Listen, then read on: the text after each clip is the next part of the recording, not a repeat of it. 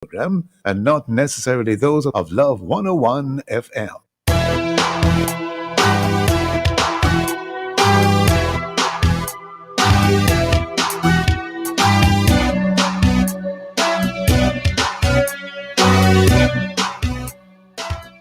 Hello and welcome to the Morning Watch on Love 101 FM.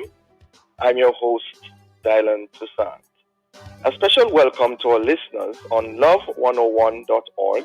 And if you're overseas and on the move, US listeners can access us at 712-832-8001. And if you're in the UK, 0330-332-6541.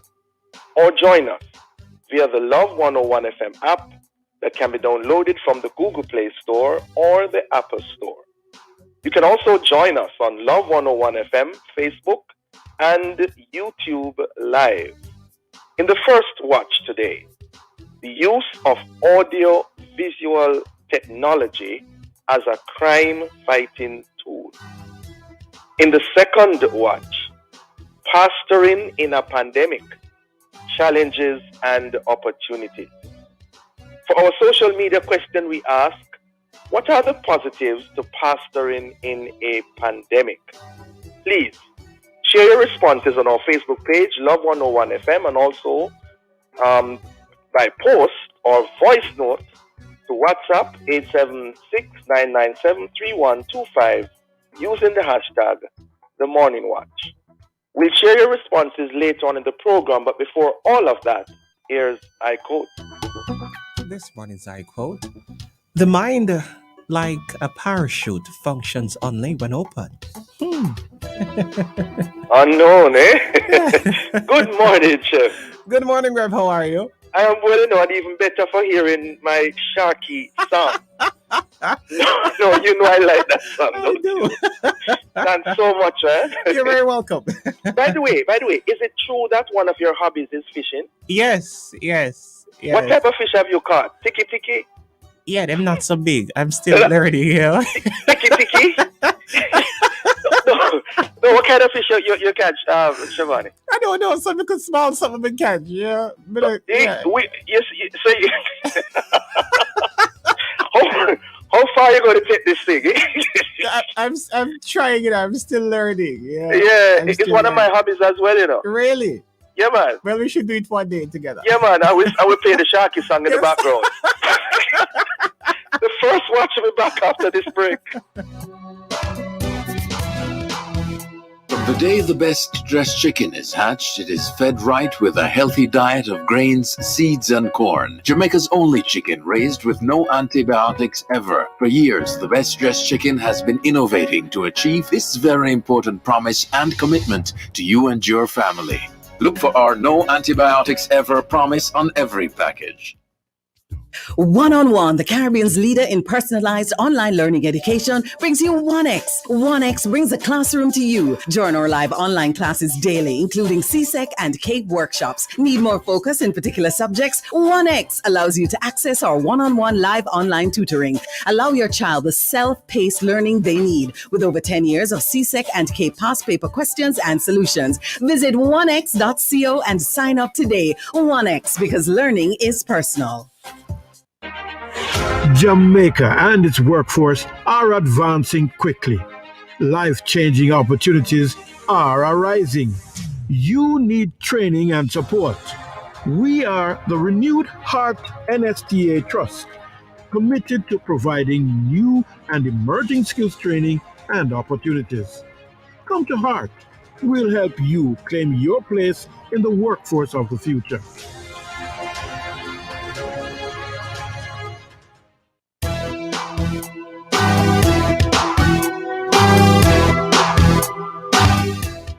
Welcome back to the Morning Watch. I'm your host, Dylan Toussaint. Now, in the recent George Floyd murder and manslaughter trial in the U.S., it was the use of a 17-year-old's cell phone which served as the main evidence in securing the conviction of policeman Derek Chauvin. But how efficient and effective is audiovisual technology really? also, how reliable is it as a crime-fighting tool? How admissible is it in the court of law in Jamaica today? Well, to answer these and other related questions, we have online Mr. Sylvester Hemmings, attorney at law, and Mr. Sean McEwan, IT specialist. Good morning, gentlemen. Good morning, Reverend Dr. Toussaint and your Yes, listeners. good morning, Mr. Hemmings. Good morning, Mr. McEwan. Not hearing Mr. McEwan. But Sean, you're muted. All right, Mr. McEwan, are you with us? Yes, he's on. He's trying to unmute his microphone. Okay, all right. All right, let me just continue with Mr. Hemmings until we have sorted that out. Mr. Hemmings, what are your initial thoughts on the aforementioned case, the use of audio-visual technology throughout that case? Well, I find that it has saved the courts much time. Yes. It has given the world itself a vivid view of what took place, and it allowed the tribunal, the jury, to make its determination much better, much more clear in their minds as to what transpired on that unfortunate day. Yes. And the fact that was just a cell phone, how does that grab you? Well, it goes to show that the cell phone, just as any it is a very useful technology in solving crime. Yes. This, of course, is available to everyone. So apart from making calls, it has the effects of bringing the view, the locus, so to speak, of any issue that is to be determined by a court or a tribunal if it has been captured on the cell phone. Yes. Yes. Mr. McEwan, are you with us? Yes, I'm here now. Welcome. Yes, thank you, man. Thanks. Yes. Your initial thoughts on that case that we are focusing on. Yes, I will definitely say the same thing, because we know that with the video evidence being presented in the court, it will definitely take a lot of time, shave a lot of time of going with the back and forth once it can proven to be true, or the case that it is authenticated, because we know that part of the issue with a lot of recordings is the quality, because we have even seen in Jamaica where we have presented video evidence and them saying we're saying that the quality is not good. So once it can be authenticated and stuff like that, we know that it's definitely a good move, and putting us in a position where we can actually take some time off the court case and having a better outcome and a quicker outcome for the trial. Yes. Yeah. Mr. Hemmings, in terms of Jamaican law, how admissible would a cell phone like that be in court and other audiovisual forms of technology? Okay, well, the Jamaican law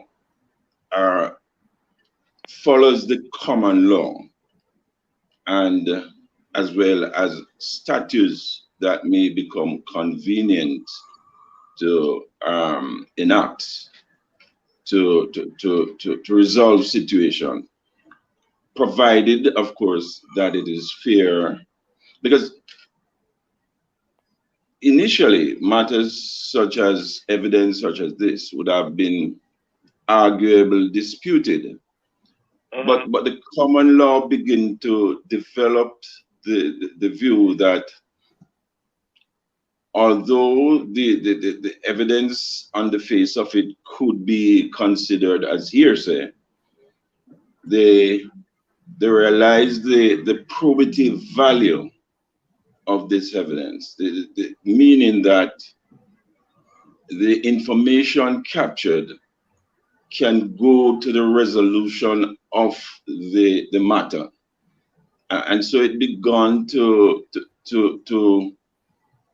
make exceptions to the hearsay rule, because that is a serious consideration that the court does not want to be fettered with irrelevant or hearsay issues, evidence which does not allow for probing and, in fact, also for fairness in the circumstances.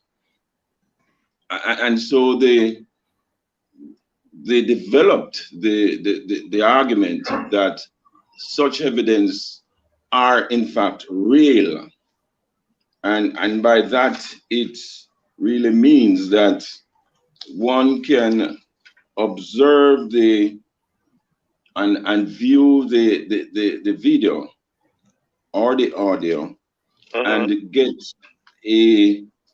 and become immersed, as it were, in the situation.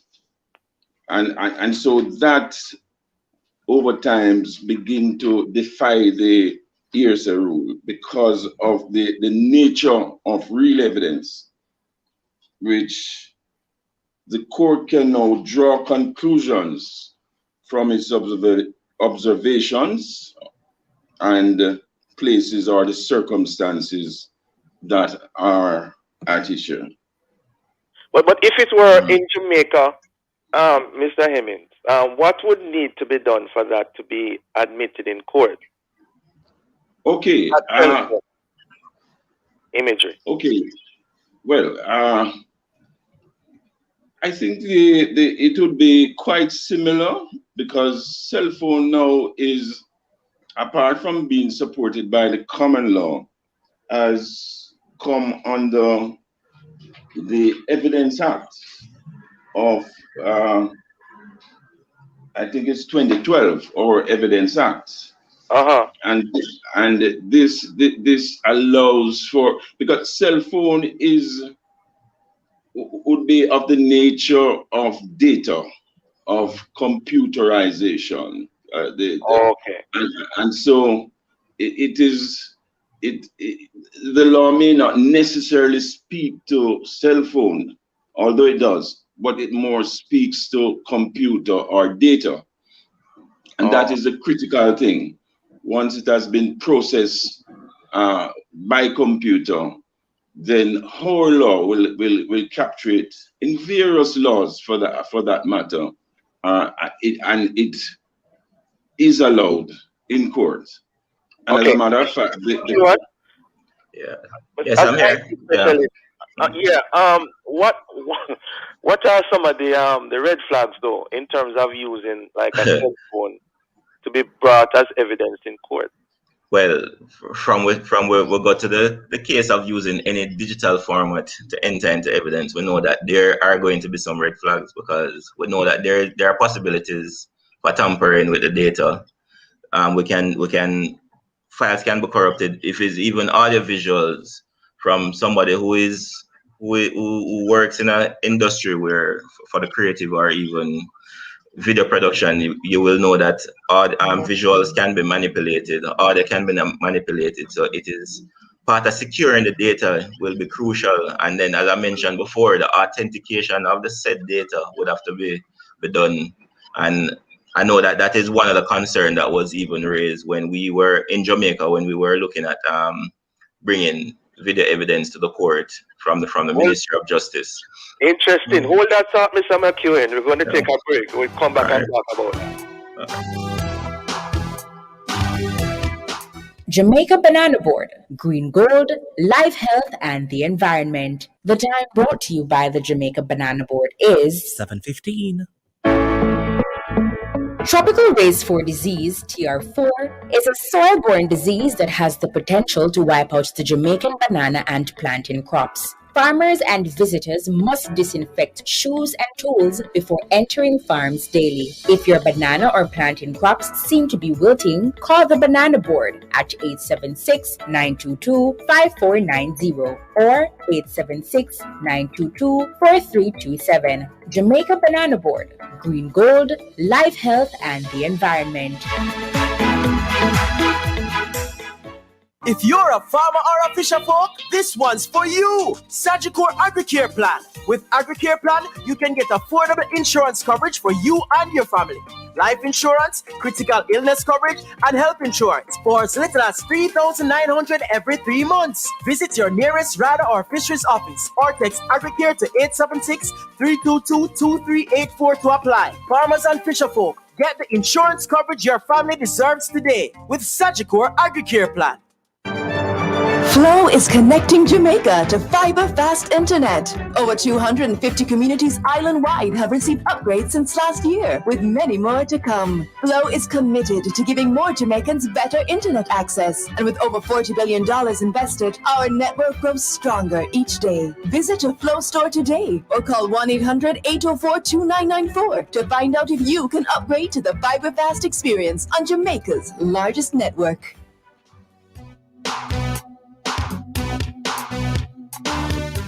Welcome back to the Morning Watch. Thanks for staying with us. I'm your host, Dylan Toussaint, and we are looking at the use of audiovisual technology as a crime-fighting tool. And we have online Mr. Sylvester Hemmings, attorney at law, and Mr. Sean McEwan, IT specialist. Mr. McEwan, you were before the break. How can it be doctored, the technology? Can you give us an idea?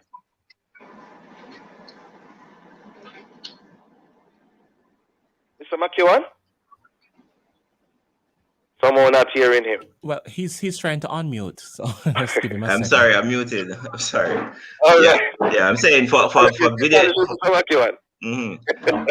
For video, both video. How can it be doctored for persons who are desirous of admitting evidence in court, for example? All right.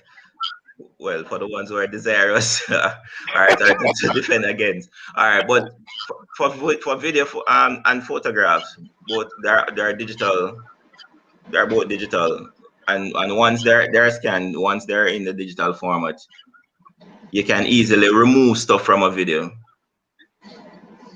Somebody who is a professional can remove stuff from a video from frames, and you wouldn't know that it was there before. If it's video editing, you can see where people use Photoshop to edit photos and stuff like that. So you can put something in a photo, you can remove something from a photo. So that is why I'm saying that the authentication of it would be an important part of the entire process to ensure that what is being presented is truly what it is. Because even though that's something I'm going to the question now. So even though it is Photoshop, a professional person can actually look back on the photo and see where, based on how certain things fall, you will look at shadows and stuff and say it is not, though it may seem natural, it is not going to always look that way. We can pick up on stuff that are not supposed to be there or that weren't there initially. But there are still some good, because if, so for example, you're watching a video or a movie, you know, they use a lot of CGI and stuff like that. Occasionally you will see where something don't look real. So if from a trained eye, you can easily pick up. Maybe from the layman, you will probably see it and not realize, but there are persons who will be able to pick up. So, and from video editing software as well, video editing and even from Photoshop, you may be opening and find back layers in the application. So there are several ways that we can reverse or backtrack based on what is presented. But as I said, there are persons that would be very good at presenting stuff like this. And of course, nothing is foolproof, but some of those things have gotten through, right? What if I may assist just a little to extend that line. The genuineness of the information is utmostly important, and that has to be by evidence that has to be proven in court as or well, before the tribunal by experts. If someone on the other side would want to challenge it, they would have to bring, of course, expert evidence so that the tribunal can determine, in fact, which expert they ought to rely on. However, the fact that a tape has been tampered with does not necessarily mean that the entire video would be disregarded. What would happen in that case is that where it has that which is shown to be really corrupted would be removed, and then the court would have to then determine, based upon what is left as being genuine and undisputed, if that assists the process. And this is similar, for example, if a person is given direct evidence, they might make an account which provides, in part, false statements and in part true statements. So it is for the court or the tribunal to determine, no, well, I cannot rely on that particular aspect of what the person has said, but I can rely on this particular part. So it doesn't necessarily mean that the entire thing could be thrown out. Interesting. Yeah, as you both know, we had an incident in Jamaica, recently, the western part of Jamaica, that has really, dominated the news over the past couple of days. Yeah. Mr. Hemmings, first, I'm understanding that part of the court process, if there were to have been a court process, the person who did the videotaping would need to actually give some evidence also, personally? Is that right? In practice, yes. But if the information is captured otherwise, as in, for example, the CCTV, that would be captured automatically by some remote function. Yeah. And in that case, once it is proven that the system is uncorrupted, so to speak, then that evidence could follow naturally. Why the emphasis and importance of the person who did the videotaping, and that person has to give some evidence in court? Well, someone has to give. If you see the thing, isn't that what you need? That you're seeing this thing happening? Why the videographer, whatever, cell phone user, why that person has to give evidence? It's part of the formal process to ground evidence. You see, evidence is not, like I said, like CCTV. It might be different, but certainly with a person taking capturing it on his phone, you need someone to ground the evidence. Of course, this can be extended further if the cell providers are called. They can also provide whether audio or if the information was captured automatically by computer, they could produce documentation of what took place. So, but it is a standard thing that somebody or some reliable means have to be used to bring the issue to the court or the tribunal so that they can look at it. Interesting. But Mr. McEwan? Yeah, I'm here. Yes. What are some of the inherent dangers then, even with the use of a cell phone? that people perhaps are not aware of? Because if all of this technology can do all of this stuff, can it also not do some other things that people don't know that is happening to them as they use the cell phone? The dangers of using cell phone, because one, we know that persons know you have applications on phones that can record conversations without persons knowing. So that is one thing. So persons need to be cognizant of stuff like these and the kind of conversations that you have, basically. Stick up in there, Mr. McEwan. Are you saying you can be having a conversation and you don't know that you are recording yourself? No, you are being recorded. You're being recorded? By someone, by the other party. Oh. Yeah, man, there are applications on your phone that will allow you to do stuff like that. Record in-call conversations. So those are things that would be able to persons to kind of use against persons for whatever reason, whatever nefarious reason that there might be.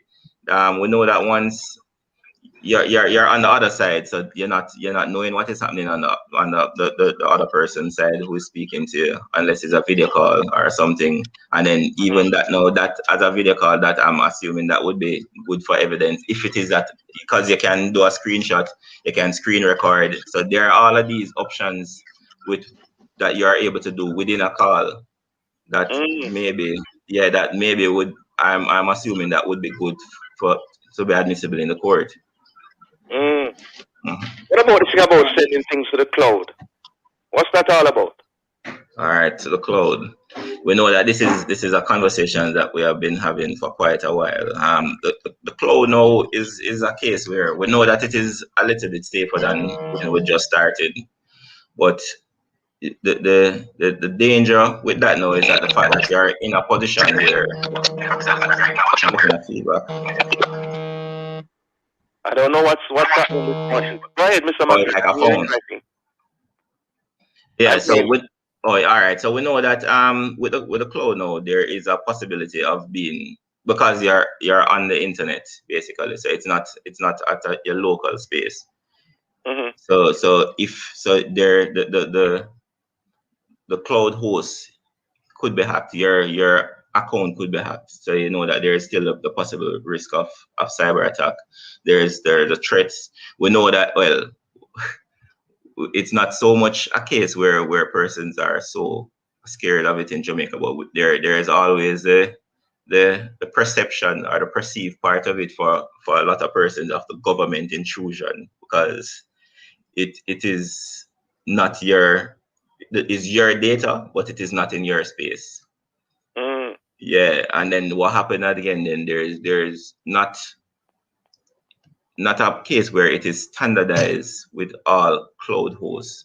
So there is a lack of standardization, and then there may be a case where the support is not even that great with some of them in regards to if you have an issue with losing your data. But it would be on persons' best interest to do their own research whenever they're entering any agreement to go on a cloud service. And then you know that it's a whole matter of internet accessibility. So to access the cloud, you would definitely have to have your internet data, which again is that what we said, once it is in a space like that, there is a potential for being hacked, virus, stuff like that. Yeah. I think I'm hearing from you that the cloud thing perhaps not such a wise thing. Speaking. Well, it's not a case that I would say is not that a wise thing, no, because what the cloud does is allow for mobility. It allows for persons to work in a more collaborative way. That is almost how we're being able to have this interview today, because we're using an online space which is not owned by it. So it will definitely have its benefits, but as I say, it's just persons have to be to put whatever security measures in place, because the cloud will require a credential to access the space. So you have to ensure that you're protecting your credentials that you have. The other risk now, one of the bigger risks is that you may be in a position that the vendor lock you out. Well, interesting stuff. Guess what, though, Mr. McKeown and Mr. Hemmings? We are totally out of time for this segment. We want to thank you both for joining us and have a productive day, gentlemen. All right, thank you, man. All right. Listeners, the Morning Watch will return in just a moment. JN Bank Live Online Banking is your quick and easy banking that's safe and secure. Sign up today. Visit jnbank.com. JN Bank will help you find a way. The time is 7:30, folks, on the family station of 101. One-on-One, the Caribbean's leader in personalized online learning education, brings you 1X. 1X brings the classroom to you. Join our live online classes daily, including CSEC and CAPE workshops. Need more focus in particular subjects? 1X allows you to access our one-on-one live online tutoring. Allow your child the self-paced learning they need with over 10 years of CSEC and CAPE past paper questions and solutions. Visit 1x.co and sign up today. 1X, because learning is personal.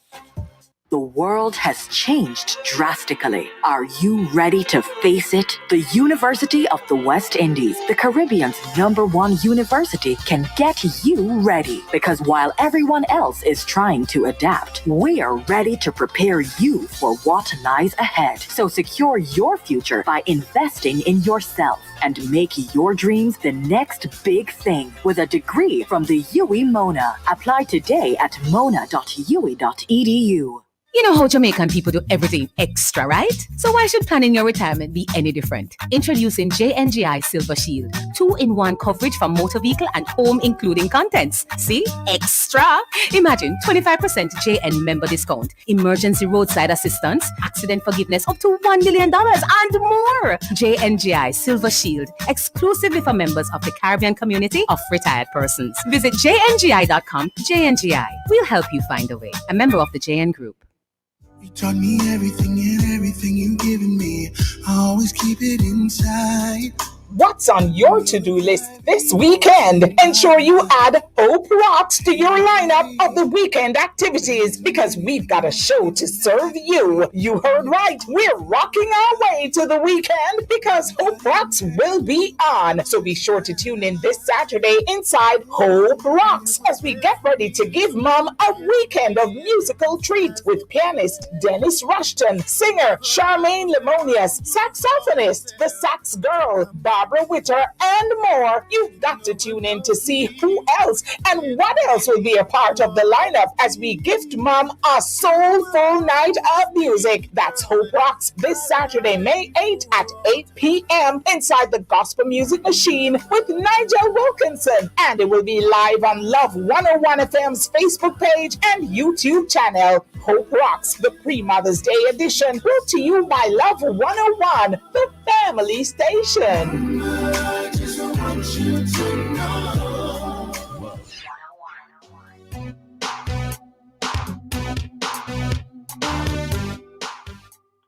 Welcome back to the Morning Watch. I'm your host, Dylan Toussaint. Let's take a look at newspapers to see what Jamaicans and others are saying and doing.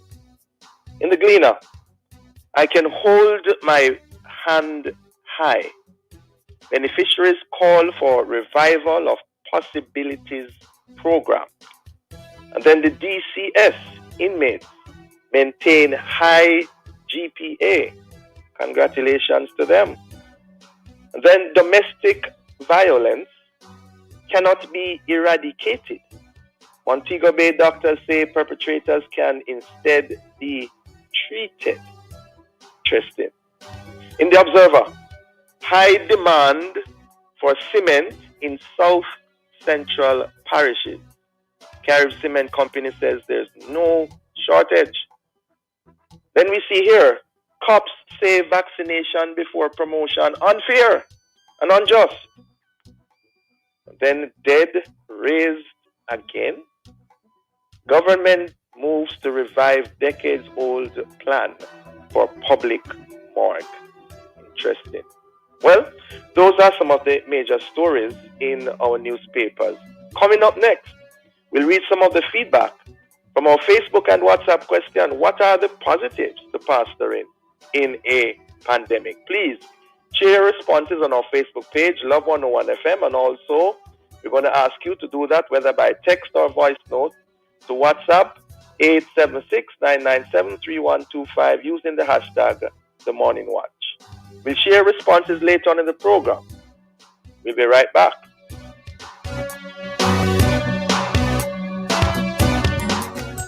Day in, day out, 24 hours a day, 7 days a week. Moms always go the extra mile. And because they give so much, for the month of May, Sagicor has a super offer for our super moms. 0.25% off commitment fees for personal loans, 0.25% off commitment fees, and 1% off interest rate for SME loans. 10,000 bonus points on new credit cards, critical illness, and life insurance designed specifically for women. The Total Woman, and health insurance with swipeable antenatal maternity benefits. Because our moms are super for the entire month of May, Sagicor celebrates Super Moms. Conditions apply.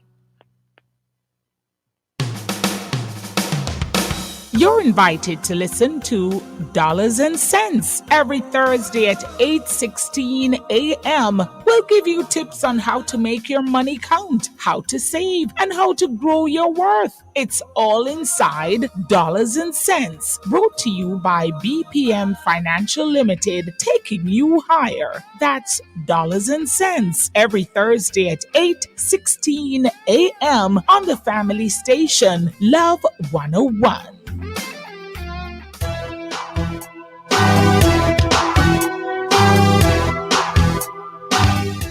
Welcome back to the Morning Watch. Thanks for staying with us.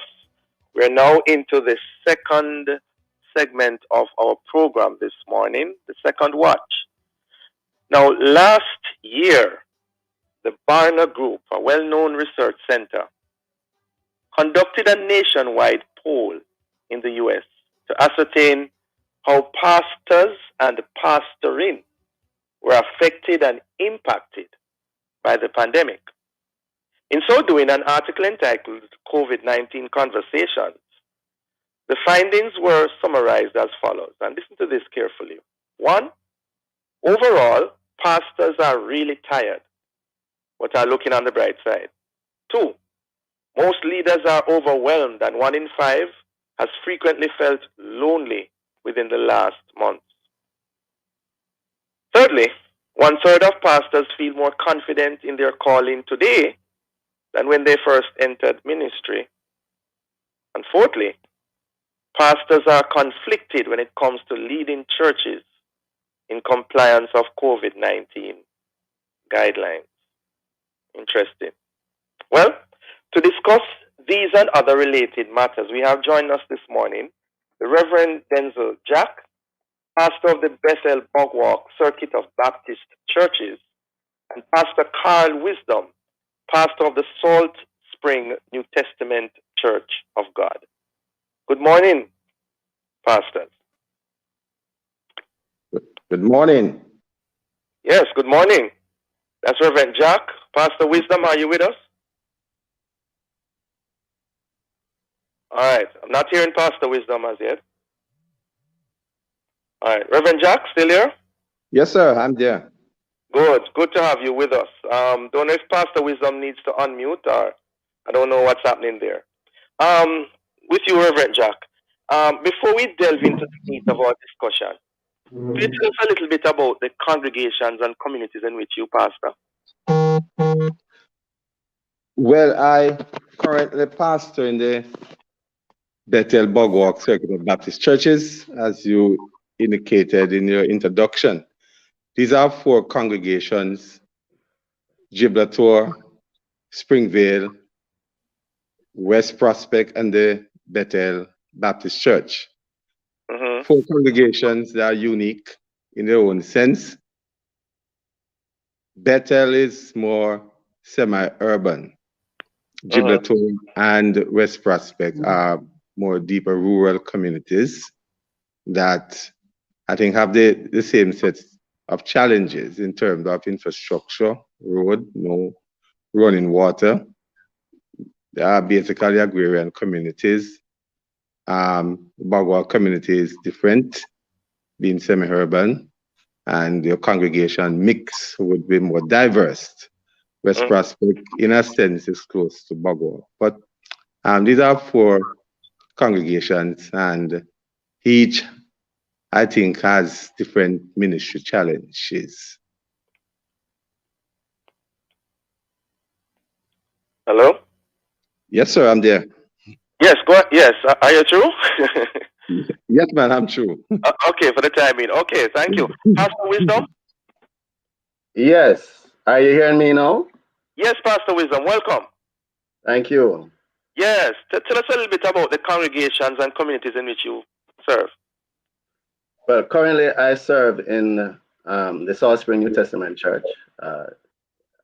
Not different churches like Pastor Denzel Jack, but I serve one congregation, that's the South Spring New Testament Church, and in the South Spring community and the surrounding communities, Montego Hill and various other communities connected to the South Spring region. Yes. The church has a membership of over 500 persons. And the demography of the church mostly is very mixed. We have basically an even spread of the age demographic. We probably would have more young people than senior citizens, but we do have a good representation of all ages. The South Spring community and church would be suburban, close to urban, but suburban, a little bit out of the town of Montego Bay. Okay. Reverend Jack, what are some of the major challenges you have been facing personally while pastoring in this pandemic? Any similarities, differences with what was said in the preamble? Well, for me, and I guess most pastors would probably have similar experiences. You know, the COVID situation has radically changed some of the ways in which you used to do ministry. So for me, it has basically leapfrogged me into the use of technology. I normally was one of those pastors who was more traditional in how I minister, but with COVID, you just have to use technology. Oh, yeah. And that is the way you have to communicate with your members. Yeah. But what it has done, it has, caused you to use your creativity, because you would understand that a lot of a number of older persons are not too au fait with technology. Yeah. And therefore, they would not be able to come on Zoom or Facebook and when you're streaming a service, whether Bible study or morning service or any other church activities, they might not be able to access it. So you have to learn how to package it and to get it out to them, whether by WhatsApp or whatever means. And there I have to use I'm very grateful to God that I have a number of persons in my church who are trained in that area. So you have to use the expertise of the membership to reach people. But I tell you another thing, ministering to over 700 persons. It's a tremendous challenge to make sure that nobody is left behind, because people are, especially the elderly, who cannot come out based on government restriction in terms of age. You have to find a way how to get to some of these persons. And one of the things I did, because social distancing, etc., I try to find these persons based on where they are. You can't have that face-to-face interaction. And so, but I would just drive by, in the community and just toot my horn at the gate and said, "Sister so-and-so, or brother so-and-so, I'm just checking on you from a distance." Right. And, that means a lot to people to know that they are not forgotten or elderly. So I have to use all the creative means possible, technology and other ways to really reach people. And that's what we have been doing, and very successfully. Thank you. Stick up in there, Reverend Jack. We're going to take a break and be right back.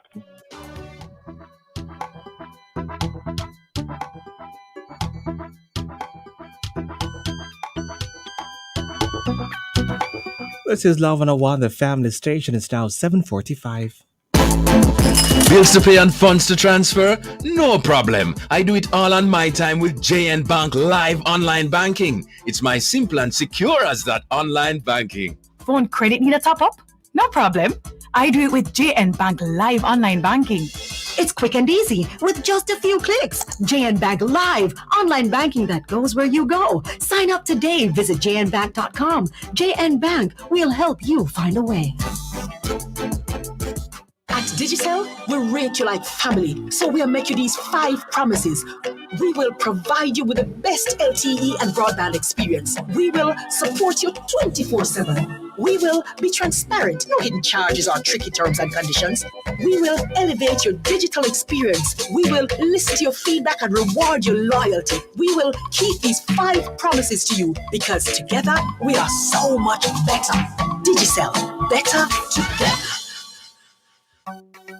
Everyday living, we make it worthwhile. Real people, real value. Oh, what a style! From kitchen to bathroom, a whole heap of tile. Home and things for everyday living. Nice up your home, fix up every room. Shop every day, shop real value. Fixtures and faucets to catch your eye. We have the options, we have the style. Everyday living, so versatile. Real people, real value. Oh, what a style! Lowest price guarantee on everything you see. Home and things for everyday living.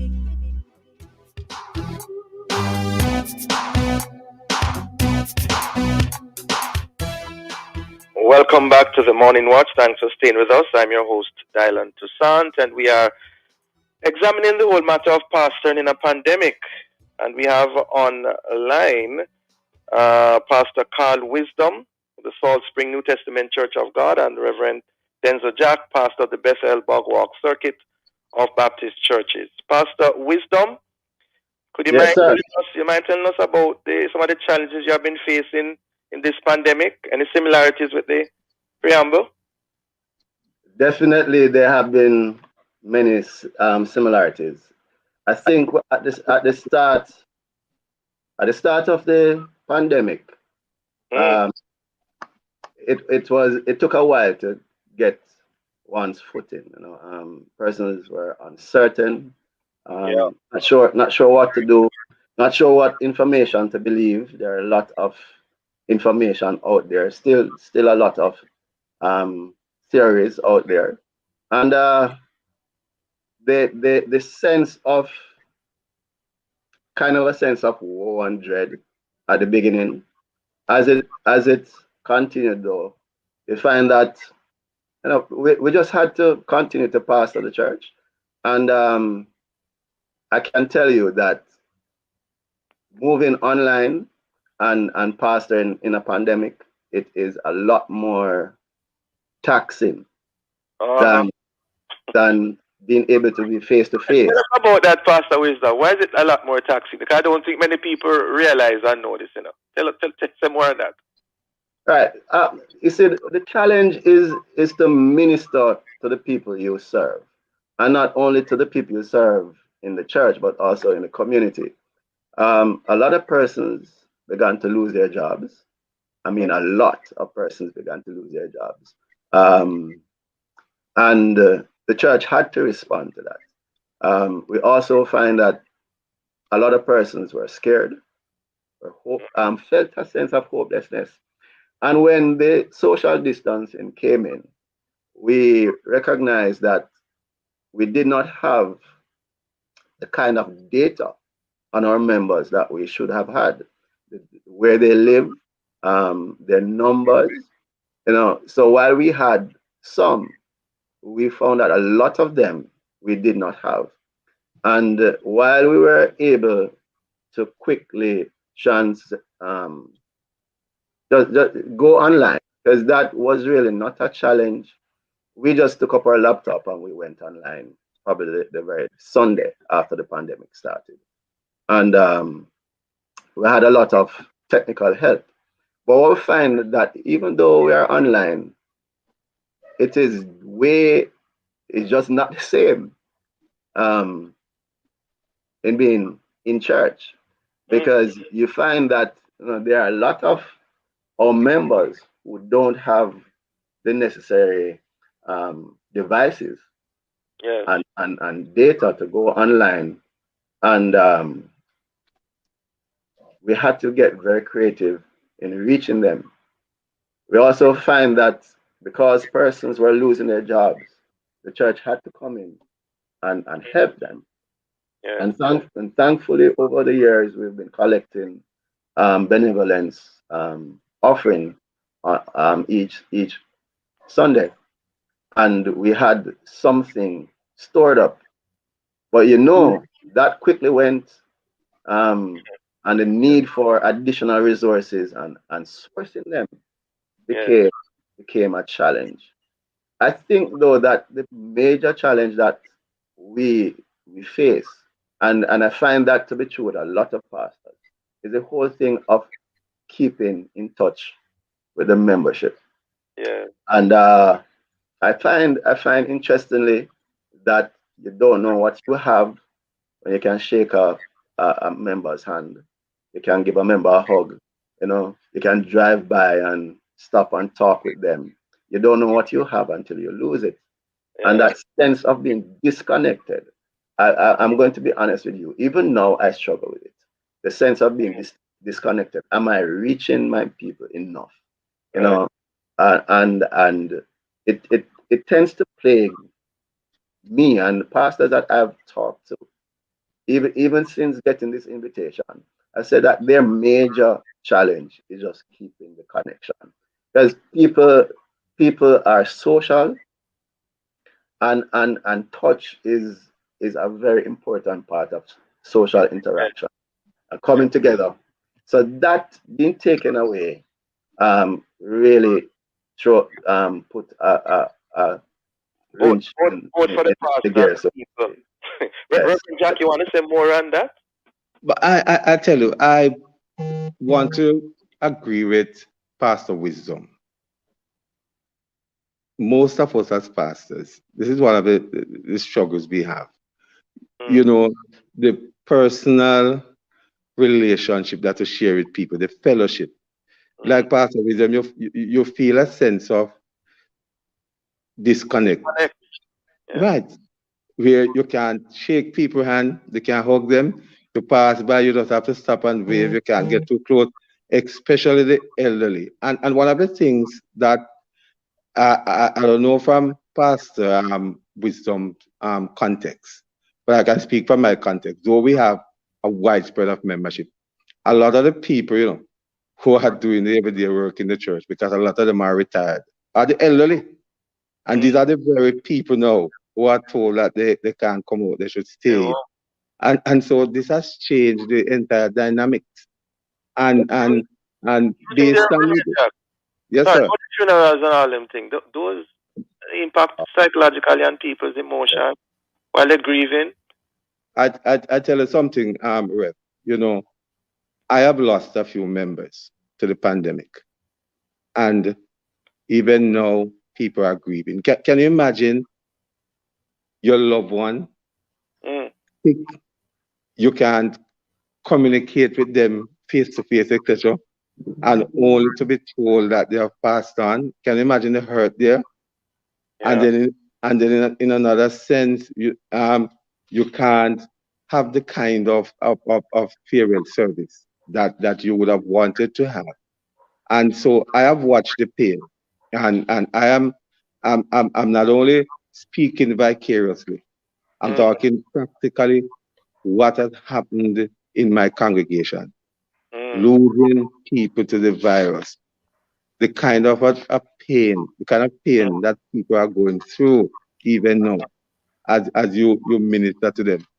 And sometimes, you're talking to people, and sometimes people just want a hug. Just want it to be there, and you cannot. It's based on the preamble you gave, from the Barna research, the emotional, mental, and physical strain amazing on clergy. And I said to some of my colleagues, particularly the ministers, I said, sometimes we don't even know how this thing is affecting us as pastors as we share with people. One of the things I know. Was in moments. What would you suggest to pastors listening to you now, gentlemen, going forward? Pastor Wisdom and then Reverend Jack. We have 3 minutes. We have to adjust. I don't think I had much of a problem because I am a system admin, so it was easy to make that digital adjustment in terms of bringing the service to the people. But there are a lot of my colleagues who to this day are still not online and are limited in reaching their people. Even though there is a data struggle with a lot of persons, there is, and I've personally launched a company to help churches get online, because there is help available, and it is not as difficult as most persons think it is. What about individual pastor Wisdom, who might be affected personally by this? The inability to do certain things, the close contact and all of that, Right. or she's accustomed to. What would you recommend? I would recommend, we go back to the basics, to be honest. And this is what has been helping me. When the pandemic hit, the Lord simply just said, take your eyes off the pandemic and turn it on. And I brought my church through that process. We had a Bible reading challenge, reading of the Bible in 80 days. And persons read the Bible for the first time, read through the entire Bible, and got excited about reading the Bible. And some in the 80 days read the Bible through 2 times and could not believe how much the Bible brought comfort to them. And we also have been praying for 8 months now, every morning and every evening.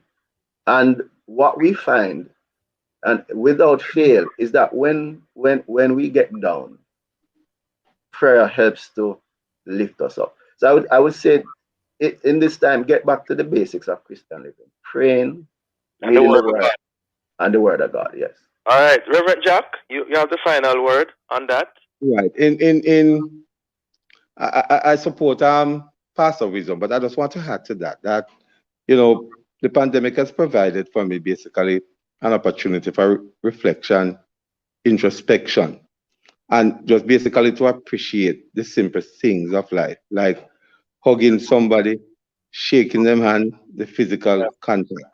And it has helped me now to appreciate the fact that I must major in the major and not the minor. But I said to some of my colleagues in ministry that one of the things that we too have to be careful about, and I read the Barnard study too. One of the things that we have to be careful about is that we are giving out and we are not getting in. So we can be so busy ministering to people, praying for them, reading the Bible, but we ourselves, we are not replenished. So one of the things that I think that pastors must be aware of is that there must be self-care.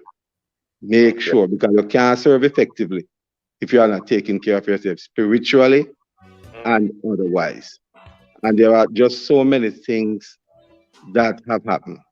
But in all of this, you know what has given me hope? That faithfulness to Jesus Christ will be vindicated.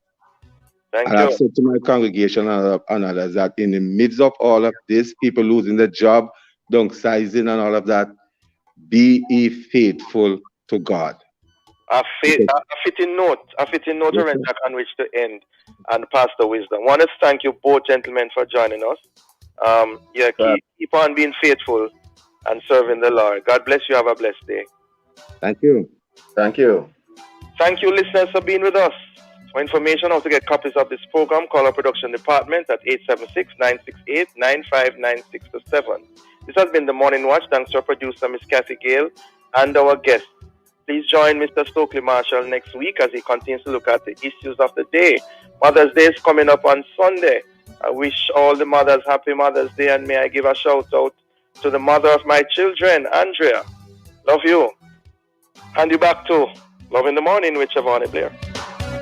The Lord will return. Need financial breathing space? Switch to a Sagicor